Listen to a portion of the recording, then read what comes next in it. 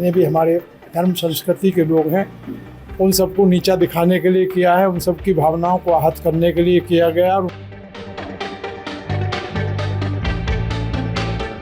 अब ये हो गया कि भाई तो वो है और चारा हम लोग हैं खाली, कि भाइयों के हाथ में तलवार है और हिंदुओं के लिए चारा बना के काटते रहो। जिस प्रकार से ये ऐसा अपराध करने वाले हैं उनके ऊपर कड़ी से कड़ी कार्रवाई की जाए। नमस्कार मित्रों, ब्रज भाव के परिवार में आपका स्वागत है। मित्रों, ब्रज का भाव यानी कि ब्रज का दर्शन और ब्रज की लीला। मैं अमित ब्रजवासी आपके मथुरा, कान्हा की नगरी मथुरा से गोवर्धन से बात कर रहा हूं। तो गोवर्धन में जो गौकशी का मामला सामने आया है वो बड़ा ही निंदनीय और दुखद घटना का है जी।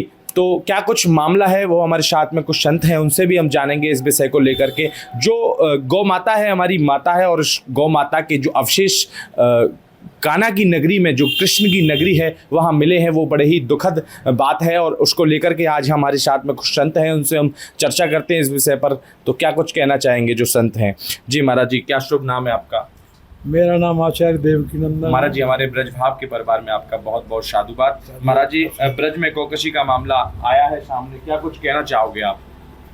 इससे दुखद कुछ हो नहीं सकता कि गिरिराज जी में जहाँ गौ का पूजन हुआ था और जहाँ से गौ का संवर्धन और संपोषण हुआ है, वहाँ ईद के दिन, जबकि प्रदेश सरकार ने ये कर रखा था कि इस दिन कोई भी गौकशी नहीं, बल्कि कोई भी ऐसे पशु का वध नहीं किया जाए जो कि वध करने योग्य नहीं है।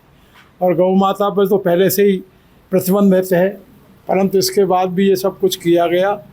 तो इसको हम ये मानते हैं कि ये हिंदू जितने भी हमारे धर्म संस्कृति के लोग हैं उन सबको नीचा दिखाने के लिए किया है, उन सब की भावनाओं को आहत करने के लिए किया गया और उनको उकसाने के लिए किया गया है जी। हमें इसके लिए पूरी तरह से संत समाज को तत्पर हो। महाराज जी, हम एक बात कहें तो गौ माता हमारी पूजनीय है, ठाकुर जी ने भी गौ माता को पूजा है, तो इसीलिए आप संत हो और संत के माध्यम से क्या कुछ कहना चाहोगे? गौ माता हमारी पूजनीय है, पूजनीय नहीं, हमारी माता ही है बिल्कुल साक्षात रूप से। और हमारी नहीं, वेद ऐसा कहता है, गाओ विश्वस मात्रा है, गाय विश्व की माता है। जो उसको काट रहे हैं उनकी भी माता वही है, परंतु उनको ये नहीं पता कि वो क्या करने जा रहे हैं और क्या करते हैं, क्योंकि वो जातिवाद में इस तरह से अंधे हुए पड़े हैं। और हम लोग इसके लिए इतने नपुंसक हो चुके हैं कि हम उनका जवाब नहीं दे पाते। अगर जवाब दिया होता तो आज ये स्थिति आती नहीं। हम सिर्फ दीवार पर लिखने वाले हैं, गाय हमारी माता है, इसके आगे हमको कुछ नहीं आता है। ये स्थिति है हमारी। तो क्या कुछ कहोगे आप?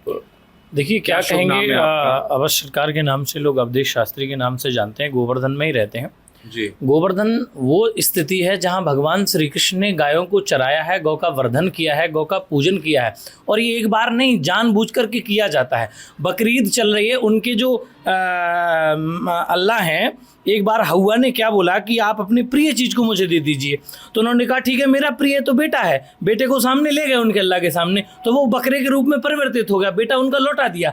तो आप एक काम करिए, आपको बकरीद मनानी है तो आप अपने सगे बेटे की मनाइए, बेटे की आहुति दीजिए, बेटे को काटिए, उसका मांस पकाइए और उसको खाइए। आप अपनी पत्नी को मारिए। आखिर सरकार, अवश्य सरकार के नाम से आपको जानते हैं और आपका वेश भी योगी जी की तरह है। आखिर ये ठाकुर जी के घर में गौ हत्या, तो इसका जिम्मेदार कौन? जिम्मेदार वही है, मुसलमान लोग हैं, सीधे सीधे एक संप्रदाय विशेष के लोग ही हैं। ये जानबूझ के किया गया है और ये किया गया है बकरीद पर जानबूझ के। कि आज तक ऐसा नहीं हुआ हमारे गोवर्धन में कि ऐसा हुआ हो, लेकिन आज ऐसा किया गया है जानबूझकर। अब ऐसा हो गया कि भाईचारा नहीं रहा है। अब ये हो गया कि भाई तो वो है और चारा हम लोग हैं खाली, कि भाइयों के हाथ में तलवार है और हिंदुओं के लिए चारा बना के काटते रहो। आज हिंदुओं की माता पर आघात हो रहा है और प्रशासन कहाँ सो रहा है?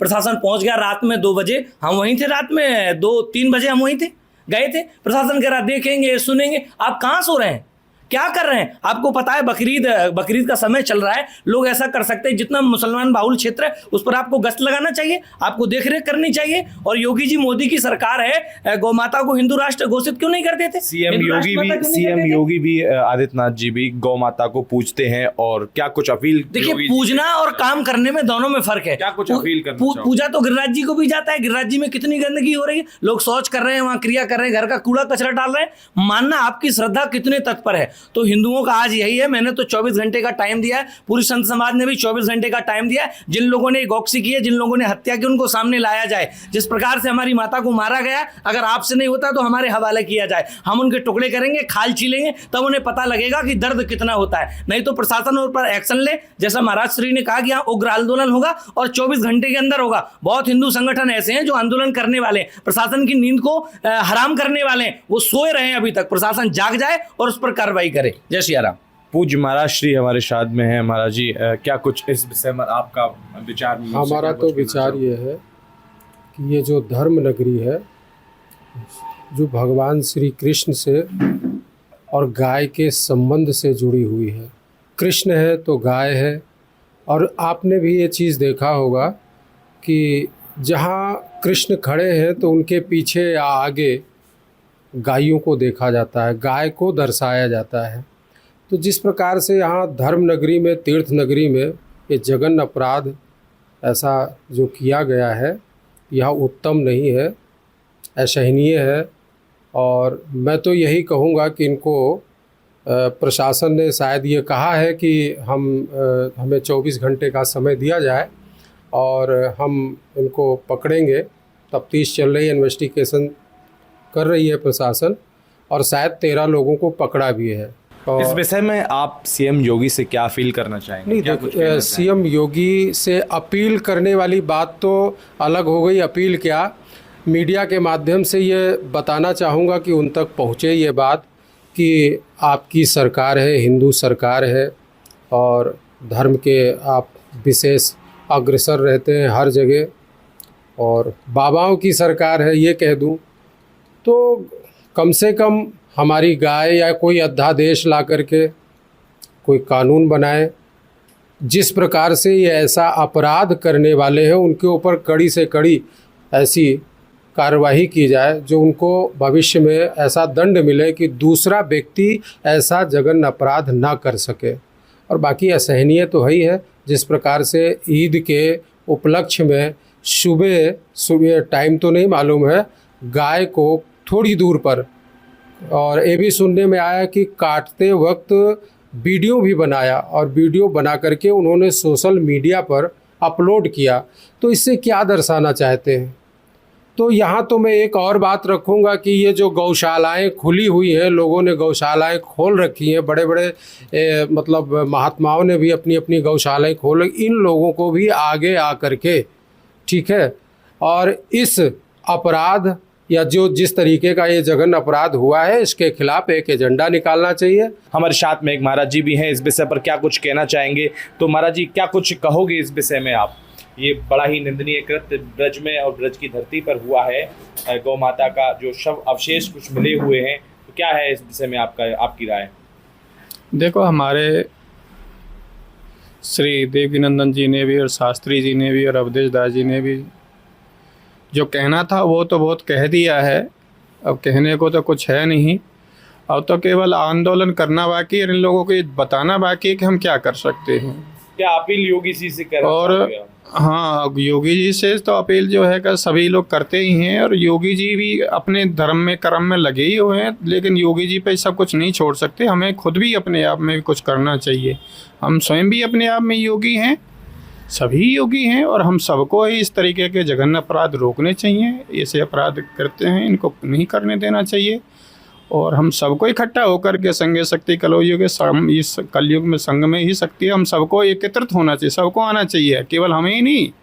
जितना भी साधु समाज है गोवर्धन धाम का, वो सबको आना चाहिए इस विषय में, सबको आगे आना चाहिए और आगे बढ़ कर के हिस्सा लेना चाहिए कि भाई ऐसा करते अभी आगे भविष्य में नहीं हो।